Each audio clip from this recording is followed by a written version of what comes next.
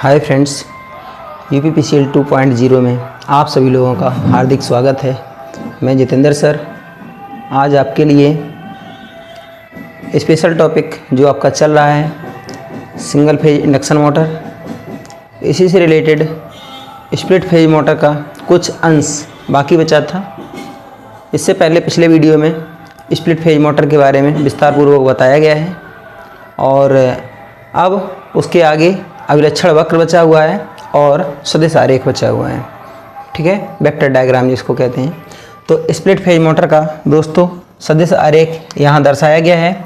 इसमें क्या है, अभिलक्षण वक्र सबसे पहले देखते हैं। अभिलक्षण वक्र में क्या कंडीशन होती है और इससे हम क्या क्या ज्ञात कर सकते हैं। इससे आपकी बलघूर्ण की जानकारी मिलेगी, ठीक है ना, और इससे आपके धारा की भी जानकारी मिलेगी। ठीक है, तो यहाँ पर जो आपका ये अभिलक्षण वक्र बनाया गया है दोस्तों, जैसा ये बनाया गया है सेम ऐसा ही आपको याद रखना है और इसकी कंडीशन यही होती है। परीक्षा में आएगा तो सीधे छपा हुआ आता है, जैसे है ऐसे डायरेक्ट उतार लेगा और जब डायरेक्ट उतार लेगा तो परीक्षा में ये केवल पहचानने के लिए होता है। ठीक है, केवल इसको हम पहचान सकते हैं। अब क्या करेंगे, इसमें किस लाइन को किस नाम से जानते हैं ये जानना बहुत आवश्यक है। तो यहाँ जब मोटर को हम प्रारंभ करते हैं तो ये वाली रेखा जो है मोटर को स्टार्टिंग के लिए दर्शाई गई है। ठीक है ना, इसमें जब मोटर प्रारंभ होता है तो स्टार्टिंग और रनिंग दोनों की दोनों कुंडली एक साथ जुड़ी रहती हैं। स्प्लिट फेज मोटर यहाँ पर एक छोटा सा बना करके दिखा रहा हूँ। स्टार्टिंग में क्या होता है, दोनों की दोनों कुंडली जो है एक साथ जुड़ी रहती हैं और एक साथ कार्य करती हैं सहयोगी रूप में।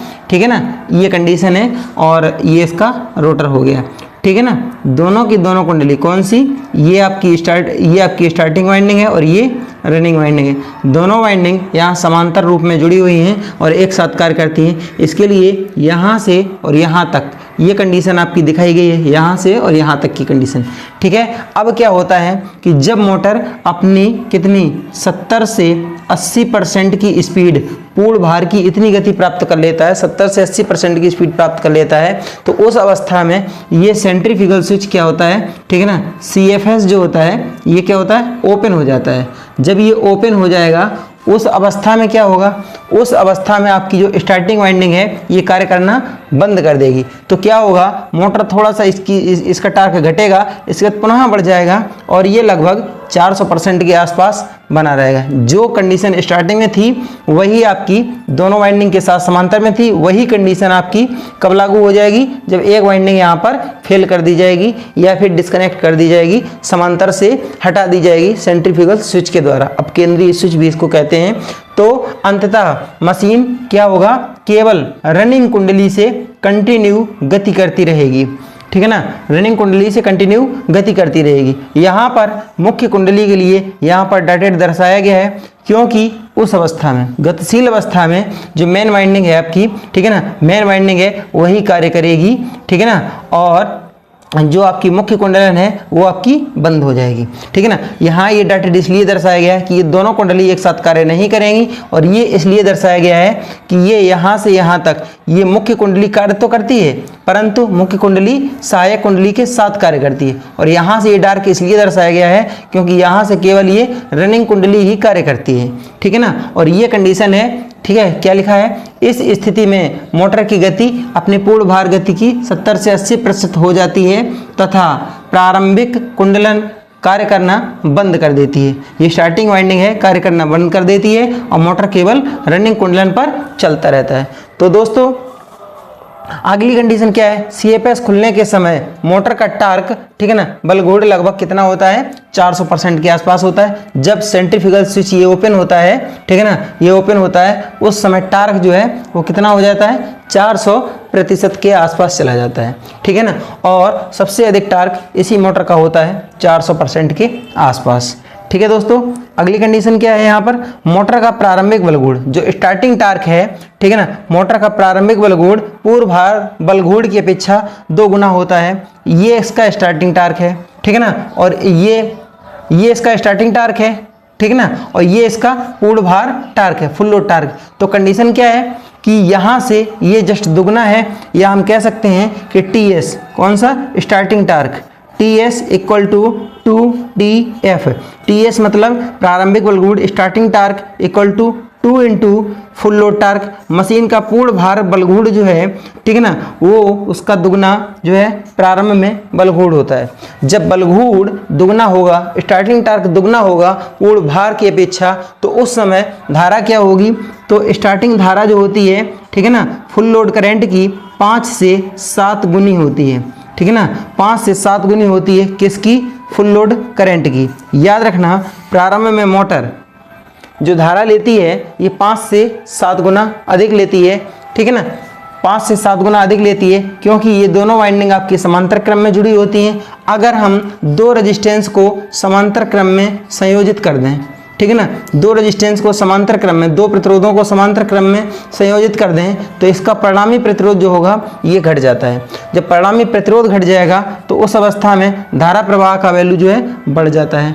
तो ये प्रतिरोध क्यों बता रहे हैं, क्योंकि यहाँ एक रेजिस्टेंस और इस कुंडली के साथ में लगा हुआ है, तो ये पूरी की पूरी कंडीशन इस वाली वाइंडिंग, स्टार्टिंग वाइंडिंग और ये रेजिस्टेंस इस रनिंग वाइंडिंग के समांतर क्रम में लगी हुई है। जब ये दोनों समांतर क्रम में जुड़ी हुई हैं, इस समय परिणामी जो रेजिस्टेंस होगा, परिणामी प्रतिरोध होगा, ये बहुत कम होगा।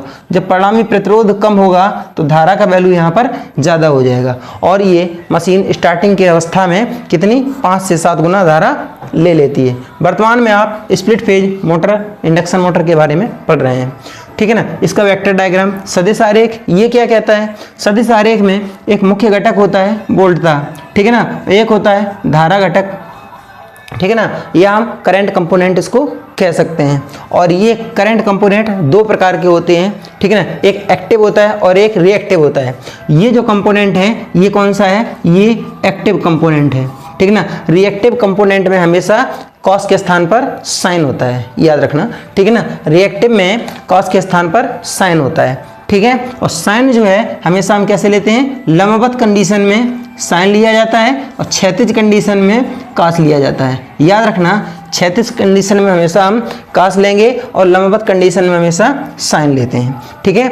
अब क्या है कि यहाँ पर ये है आपकी मुख्य कुंडलन की धारा। मुख्य कुंडलन मतलब कौन सी, ये वाली कुंडलन मुख्य कुंडलन कहलाती है, रनिंग वाइंडिंग, ठीक है ना। और ये वाली जो धारा है ये कौन सी है, प्रारंभिक कुंडलन की धारा है। ये जो है ये स्टार्टिंग वाइंडिंग की धारा यहाँ से गुजर रही है ये, ठीक है ना।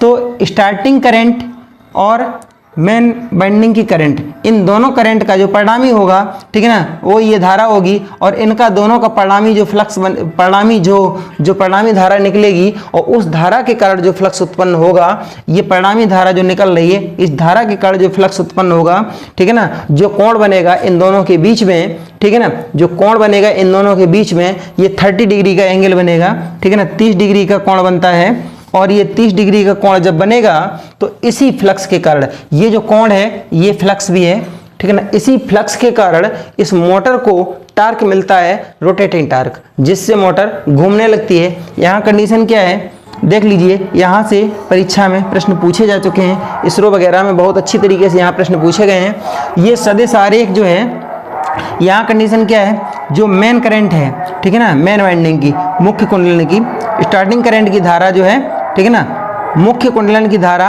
और स्टार्टिंग वाइंडिंग की धारा, ठीक है ना, ये रनिंग की और ये स्टार्टिंग की हम कह सकते हैं, तथा कौन सी, परिणामी धारा। सभी धाराएं वोल्टता से पश्चिमगामी हैं, ये वोल्टेज है सब की सब नीचे हैं, ठीक है ना। ये कंडीशन होती है हमेशा, हम जो अग्रगामी पश्चिमगामी जो पावर फैक्टर की कंडीशन होती है, ठीक है ना, ये हम तुलना करते हैं हमेशा वोल्टेज से और एंटी क्लॉकवाइज में कंडीशन में चलते हैं। अगर वोल्टेज आगे है, करंट दोनों के दोनों पीछे हैं, एंटी क्लॉकवाइज डायरेक्शन बना लीजिए, उससे पता चल जाएगा क्या आगे जा रहा है क्या पीछे जा रहा है। तो यहाँ पर आप देखेंगे एंटी क्लॉकवाइज की पोजीशन में यदि हम चलेंगे तो वोल्टेज से सभी धाराएं नीचे की तरफ हैं, तो इसको हम क्या कहेंगे, सब धाराएं कैसी हैं, पश्चिमगामी हैं, ठीक है ना, कैसी हैं, सभी की सभी धाराएं पश्चिमगामी हैं।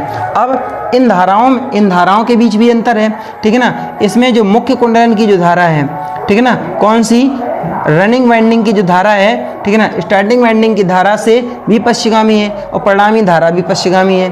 अब कंडीशन क्या है, मेन वाइंडिंग की धारा, ठीक है ना, और स्टार्टिंग वाइंडिंग की धारा से पश्चिमगामी है, जबकि IS IM से अग्रगामी है। ये IS इस वाली धारा से ये आगे है, ठीक है ना। ऐसे करेंगे तो देखिए ये वाली धारा आगे है, ये पीछे है।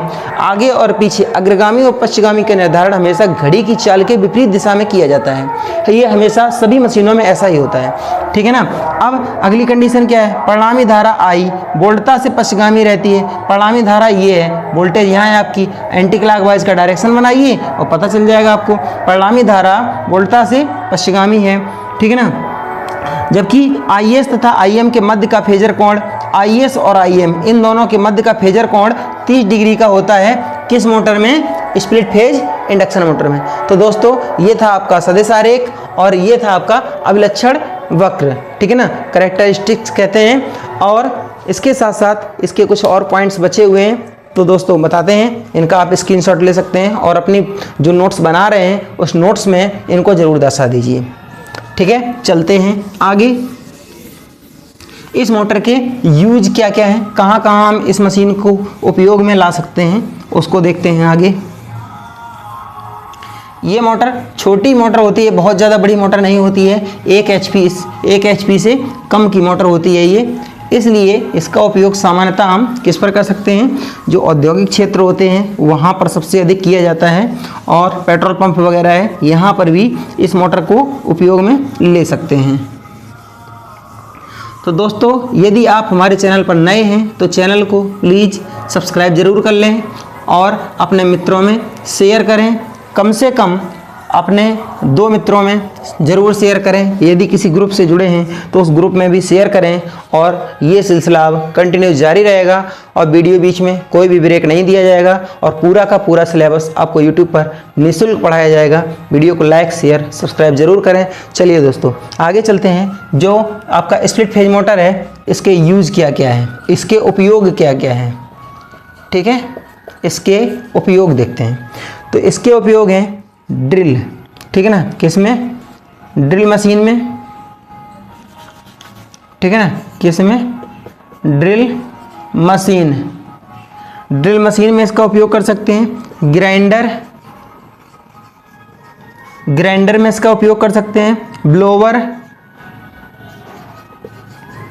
ब्लोवर ये एक पंखा होता है, एग्जॉस्ट भी कह सकते हैं इसको, ठीक है ना। एग्जॉस्ट जैसा ब्लोवर होता है, धौंकनी इसको कहते हैं, ब्लोवर को क्या कहते हैं, धौंकनी, ठीक है ना। जो लोहार लोग आग जलाने के लिए उपयोग में लेते हैं वही धौंकनी ब्लोवर होता है, ठीक है ना। और जो सजावटी झिलमिलाती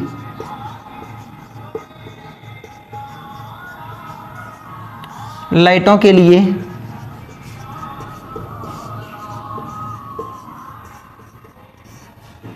ड्रम स्विच के साथ, इसमें इस मशीन का सर्वाधिक उपयोग किया जाता है। और एक इसका उपयोग और है जो विशेष रूप से इसमें रेफ्रिजरेटर में, ठीक है ना, रेफ्रिजरेटर या इसी को हम फ्रिज कह सकते हैं, इसमें भी उपयोग में लाया जाता है। परंतु यहाँ पर रेजिस्टेंस के स्थान पर इसमें क्या लगाया जाता है, इसमें एक रिले लगाया जाता है, वो होता है सामुद्रित प्रारूपी रिले, ठीक है। इस रेजिस्टेंस के स्थान पर जो मैंने आपको यहाँ कुंडलन में एक रेजिस्टेंस बताया था, ठीक है ना, ये रेजिस्टेंस जो बताया था, ये रेजिस्टेंस और ये दोनों चीज़ें नहीं होती हैं, यहाँ पर इस रिले को स्थापित कर दिया जाता है, ठीक है, इस रिले को स्थापित कर दिया जाता है। और इस अवस्था में इस मोटर का उपयोग हम, ठीक है ना, कहाँ, रेफ्रिजरेटर में कर सकते हैं, ठीक है। ये थे इसके उपयोग और ये मोटर यहीं पर ख़त्म होती है। इसके कुछ विशेष और पॉइंट बचे हुए हैं, उनको भी नोट कर लेते हैं। जो आपकी स्प्लिट फेज प्रकार की जो मशीनें हैं उनका डायरेक्शन ऑफ रोटेशन DOR कैसे चेंज कर सकते हैं, ठीक है ना, DOR डायरेक्शन ऑफ रोटेशन कैसे बदल सकते हैं, चलिए देखते हैं। सबसे पहले देखते हैं गति की दिशा। जो स्प्लिट फेज मोटर है इसके गति की दिशा, चाहे कोई भी मोटर हो, सिंगल फेज की सभी मोटरों के लिए, ठीक है ना, गति की दिशा, इसकी गति की दिशा कैसी होती है, जो चाल होती है घड़ी की चाल के विपरीत होती है, ठीक है, घड़ी की चाल के विपरीत होती है। अब क्या करेंगे, इसका DOR घूर्णन की दिशा परिवर्तित करना। घूर्णन की दिशा परिवर्तित करना, ये कैसे बदली जा सकती है? तो याद रखना, इसमें पहला पॉइंट है जो आपकी कौन सी स्टार्टिंग वाइंडिंग, ठीक है ना, स्टार्टिंग वाइंडिंग या हम कहेंगे स्टार्टिंग कुंडलन अथवा मुख्य कुंडलन में से किसी एक कुंडलन के टर्मिनल परस्पर बदलने पर मोटर के घूर्णन की दिशा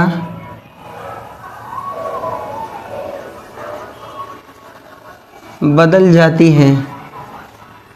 ठीक है, घूर्णन की दिशा बदल जाती है। जब हम टर्मिनल को परस्पर बदल देते हैं तो मोटर के घूमने की दिशा जो है वो चेंज हो जाती है। अब यहाँ पर क्या करते हैं, कंडीशन बना लेते हैं। मैंने क्या बोला, या तो हम स्टार्टिंग वाइंडिंग की, ठीक है ना, या फिर रनिंग वाइंडिंग के क्या करते हैं, टर्मिनल आपस में चेंज कर देते हैं। तो ये हो गई आपकी स्टार्टिंग वाइंडिंग, ठीक है ना, इसके टर्मिनल हो गए। यहाँ क्या करते हैं, धारा की दिशा इसकी चेंज कर देते हैं, ये वाली पोजीशन है, ठीक है ना। अब इसमें धारा जो है इस दिशा में प्रवाहित होने लगेगी। ये आपकी स्टार्टिंग वाइंडिंग है और ये आपकी रनिंग वाइंडिंग है, RW है, ये SW है। अब इस कंडीशन में ये मोटर क्या है, विपरीत दिशा में, ठीक है ना, चल रही है। और अगली कंडीशन में क्या है, अगली कंडीशन में है इस वाइंडिंग के साथ कोई छेड़छाड़ नहीं करते हैं और इस वाइंडिंग के टर्मिनल को, ठीक है ना, इस वाइंडिंग के टर्मिनल को परस्पर बदल दिया जाता है। ठीक है, यहाँ पर हम क्या करते हैं, इस वाइंडिंग के टर्मिनल को परस्पर बदल देते हैं, ठीक है ना, ये वाली पोजीशन अगर बना देते हैं तो अब क्या होगा, इस अवस्था में ये मोटर भी कैसे विपरीत दिशा में गति कर रही है। इन दोनों अवस्थाओं में, ठीक है ना, कंडीशन 1 कंडीशन 2 मशीन कैसे चल रही है, ये घूर्णन की दिशा बदल गई है और दिशा ये कैसी हो गई, दिशा विपरीत है, ठीक है ना, दिशा विपरीत है, विपरीत दिशा में ये घूर्णन कर रही है अपनी सामान्य अवस्था से। यदि अगली कंडीशन क्या की जाए, अगली कंडीशन ये है कि यहाँ पर आप देख सकते हैं, यहाँ पर एक कंडीशन और फॉलो की गई है। कौन सी, इसको भी देखिए। यदि हम एक साथ दोनों कुंडलन के सिरों को बदल दें, ठीक है ना, इसके भी बदल दें और इसके भी बदल दें, दोनों वाइंडिंग के अगर सिरे आपस में बदल दिए जाएं तो क्या हो जाएगा, यहाँ पर मोटर जो है अपनी सामान्य अवस्था में जैसे चल रही थी उसी दिशा में चलती रहेगी। यदि हम दोनों कुंडलन के सिरों को आपस में बदल दें तो घूमने की दिशा जो है, ठीक है ना, घूमने की दिशा नहीं बदलेगी। क्या, घूमने की दिशा नहीं बदलेगी, ये चीज़ें याद रखना। और इन दोनों कंडीशन में घूर्णन की दिशा जो है वो चेंज हो जाएगी, ठीक है ना। यहाँ से हम क्या करते हैं, AC सप्लाई प्रदान करते हैं, ठीक है ना, AC सप्लाई प्रदान करते हैं इनमें सभी में, ठीक है। तो इसको याद रखना। सामान्य अवस्था क्या थी, सामान्य अवस्था यही है, ठीक है ना, सामान्य अवस्था ये है, मशीन की सामान्य अवस्था ये है। इसमें मशीन कैसे विपरीत दिशा में चल रही है, पहले से ही विपरीत दिशा मतलब घड़ी की चाल के विपरीत, ठीक है ना, घड़ी की चाल के विपरीत चल रही है। तो इसमें क्या होगा, घड़ी की चाल के समान चलने लगेगी और ये जैसे चल रही थी वैसे ही चलती रहेगी, कंडीशन यही है, ठीक है ना। AC सप्लाई यहाँ पर प्रदान करते हैं। तो जो सिंगल फेज का induction single phase split phase motor जो होता है, ठीक है ना, उसके DOR बदलने के लिए हम क्या करते हैं, या तो हम स्टार्टिंग वाइंडिंग के टर्मिनल को आपस में बदल देते हैं, या फिर हम रनिंग वाइंडिंग के टर्मिनल को बदल देते हैं, तो मशीन विपरीत दिशा में घूमने लगेगी, ठीक है ना, तो मशीन विपरीत दिशा में घूमने लगेगी और बाकी की कंडीशन में मशीन जो है अपनी सेम अवस्था में घूमती रहेगी। ठीक है दोस्तों, चलिए इसके टेस्टिंग के बारे में चलते हैं, ठीक है ना, इसमें कौन कौन से टेस्टिंग होते हैं इसको अपना नोट कर लेना कॉपी में। ठीक है दोस्तों, चलिए आगे चलते हैं।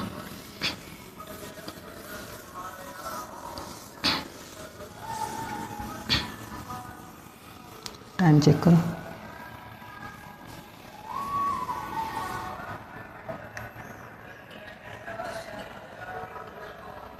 परीक्षण, टेस्टिंग, इसकी टेस्टिंग के बारे में चलते हैं। तो टेस्टिंग इसमें कौन कौन से परीक्षण किए जा सकते हैं। एक होता है खुला परिपथ परीक्षण, एक होता है लघु परिपथ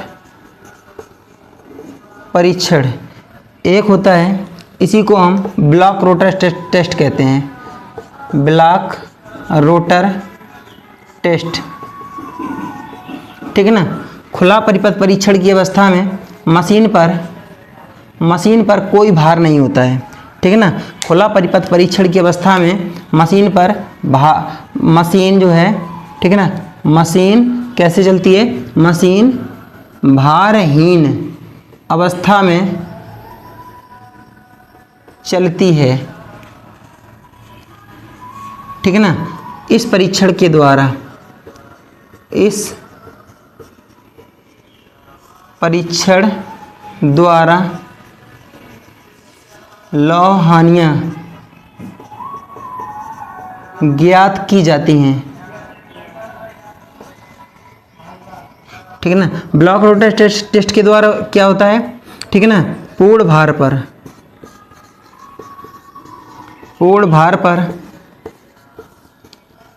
मशीन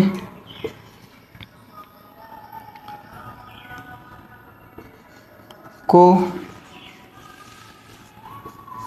चलाते हैं, ठीक है ना, पूर्ण भार पर मशीन को चलाते हैं, अथवा मशीन पूर्ण भार पर स्थिर हो जाती है। जब मशीन पूर्ण भार पर स्थिर हो जाएगी तो उसी को हम ब्लॉक रोटर टेस्ट करते हैं। और इस परीक्षण के द्वारा क्या होता है, इस परीक्षण द्वारा ताम्र हानियाँ ज्ञात करते हैं। इसको याद कैसे करेंगे, दोनों को मैंने बताया था आपको ट्रिक के साथ बताएंगे। तो दोस्तों इसको जो है OIL के द्वारा याद रखेंगे और इसको SSC के द्वारा याद रखेंगे। इसका क्या मतलब है, ठीक है ना, ये है आपका खुला परिपथ, खुला मतलब ओपन सर्किट, ठीक है ना, ओपन सर्किट, ठीक है ना। ओपन सर्किट टेस्ट के द्वारा, ठीक है ना, क्या हम आयरन लॉस ज्ञात करते हैं। देखो यहाँ पर क्या लिखा है, IRON, iron loss. Open circuit test के द्वारा हम आयरन लॉस ज्ञात करते हैं। ये हो गया आयरन, ठीक है ना, और हानिया मतलब हो गया लॉस, आई, ठीक है ना, आयरन लॉस, आई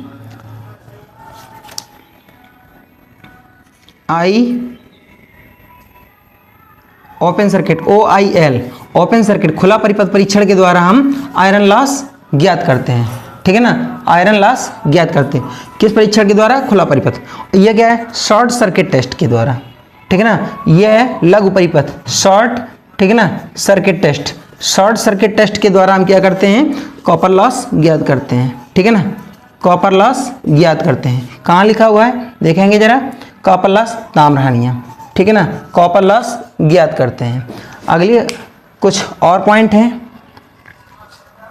जिनको ध्यान से देखते हैं। इस ट्रिक को बढ़िया से अपना याद कर लेना, ठीक है दोस्तों। चलिए आगे चलते हैं। ये परीक्षण जो टेस्टिंग है मशीनों की, ये बहुत कम ही लोग सिंगल फेज में बताते हैं। चलिए आगे,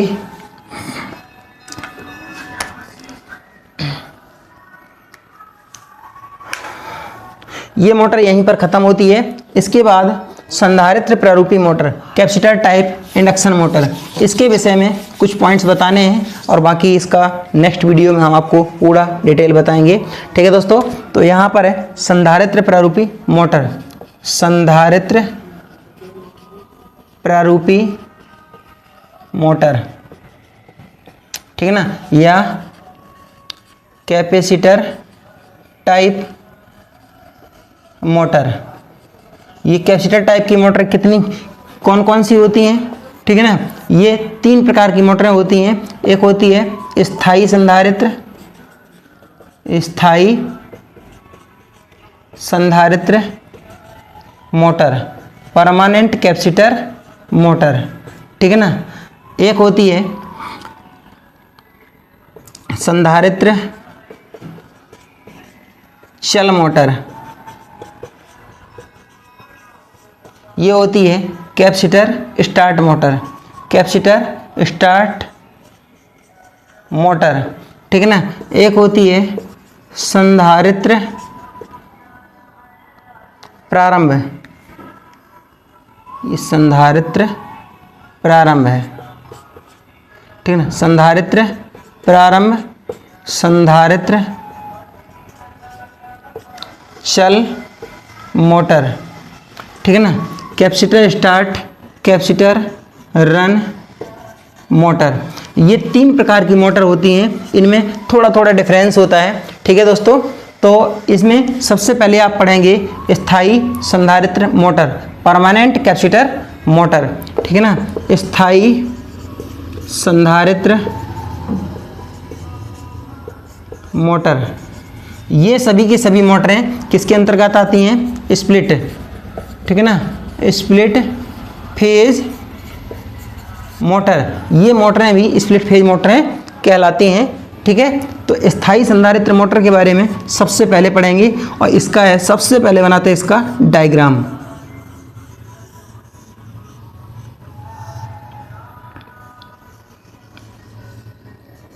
जो कंडीशनें आपने किसमें स्प्लिट फेज मोटर में पढ़ी हैं वो सब की सब इस मोटर पर भी लागू होती हैं, ठीक है दोस्तों। यहाँ पर आपका रोटर जो है ये पिंजरा प्रारूपी रोटर इसमें उपयोग में लाया जाता है, ठीक है ना। और इसमें सेंट्रीफ्यूगल स्विच का उपयोग नहीं किया जाता है, ना ही इसमें रेजिस्टेंस लगा होता है, ठीक है। पिंजरा प्रारूपी ये आपकी कौन सी स्टार्टिंग वाइंडिंग और ये कौन सी रनिंग वाइंडिंग, और ये है आपका कैपेसिटर, ठीक है ना, कैपेसिटर। अब इसमें जो कैपेसिटर है ये सामान्यतः 2.5 माइक्रोफैरड से 4 माइक्रोफैरड तक उपयोग में लाया जाता है, ठीक है। परंतु कुछ कंडीशन में 0.75 माइक्रोफैरड से 10 माइक्रोफैरड तक के भी, ठीक है ना, उपयोग में ले लिए जाते हैं कैपेसिटर। ये होता है सामान्यतः, याद रखना। जनरली जो है हम 2.5 से 4 माइक्रोफैरड का संधारित्र इसमें उपयोग में लेते हैं, ठीक है ना। ये कौन सी होती है, ये होती है कॉपर वायर, ठीक है ना। कौन सी वायर होती है, ये होती है कॉपर वायर, ठीक है ना। और ये वाइंडिंग कौन सी है, स्टार्टिंग वाइंडिंग। इसका तार कैसा होता है, पतला, ठीक ना, तार होता है पतला। रेजिस्टेंस क्या होगा, जब तार पतला, फेरे क्या होंगे, ठीक है ना, फेरे होंगे अधिक, ठीक है ना। और रेजिस्टेंस क्या होगा, जब फेरे अधिक तो रेजिस्टेंस अधिक। धारा क्या होगी, धारा का मान हो जाएगा अधिक, रेजिस्टेंस अधिक हो जाएगा तो धारा का मान x, इसको हम प्रतिघात कहते हैं। इसका वैल्यू रेजिस्टेंस का उल्टा होता है, ठीक है ना। तो याद रखना यहाँ पर जो स्टार्टिंग वाइंडिंग है इसमें कॉपर वायर उपयोग में लाई जाती है। SE तार होता है, कौन सा, SE, इसको कहते हैं सुपर इनेमल्ड, क्या, सुपर इनेमल्ड, ठीक है ना, सुपर इनेबल्ड कॉपर वायर होता है, ठीक है ना। इसमें पतला तार उपयोग में लेते हैं, फेरों की संख्या अधिक होती है, प्रतिरोध ज़्यादा होता है, धारा का मान अधिक होता है, ठीक है ना। और जो प्रतिघात होता है, ठीक है ना, इसको क्या कहेंगे हम, प्रतिघात। जो प्रतिघात होगा ये क्या होगा, प्रतिघात कम होता है। रनिंग वाइंडिंग में क्या होता है, ये सभी कंडीशनें जो हैं, यहाँ पर जो सभी कंडीशनें हैं इसकी विपरीत कंडीशन इस जो रनिंग वाइंडिंग होती है इस पर कार्य करती हैं, ठीक है ना। इसमें क्या क्या होता है, इसमें प्रतिरोध जो होता है ये कम होता है, ठीक है ना, धारा का मान कम होता है। x जो प्रतिघात है इसका मान अधिक होता है। तार जो है दोनों में, इसमें तार जो है ये मोटा उपयोग में लेते हैं, ठीक है ना, मोटा तार उपयोग में लेते हैं। लेकिन तार होता कौन सा है, इसमें भी SE कॉपर वायर उपयोग में लेते हैं, ये चीज़ याद रखना, ठीक है ना। यहाँ पर हम AC सप्लाई देते हैं, ठीक है ना। AC सप्लाई कौन सा, 230 वोल्ट 50 हर्ट्ज की, 230 वोल्ट 50 हर्ट्ज, 230 वोल्ट 50 HZ की सप्लाई यहाँ पर AC सप्लाई प्रदान की जाती है। और इसका रोटर जो है, ये रोटर कैसा होता है, रोटर होता है एकल पिंजरा प्रारूपी, ठीक है ना, एकल पिंजरा प्रारूपी ये मोटर होता है, ठीक है ना, इसका रोटर होता है। बाकी सभी कंडीशन उसी मोटर के समान है और इसके कुछ और विस्तार है जो मैं आपको नेक्स्ट वीडियो में बताऊंगा, ठीक है दोस्तों। वीडियो मेहनत करके बनाई जाती है और वीडियो में किसी भी पॉइंट को छोड़ा नहीं जाता है, तो आपका केवल इतना फर्ज बनता है कि आप कम से कम एक लाइक ज़रूर दे सकते हैं और अगर नए हैं तो वीडियो को सब्सक्राइब करें। और यदि आप पुराने हैं और हमारे नए और पुराने सभी मित्रों से कहना है कि आप लोग हमारे वीडियो को शेयर ज़रूर कर दिया करें, क्योंकि वीडियो बहुत मेहनत से बनाई जाती है। Thank you for watching. जय हिंद।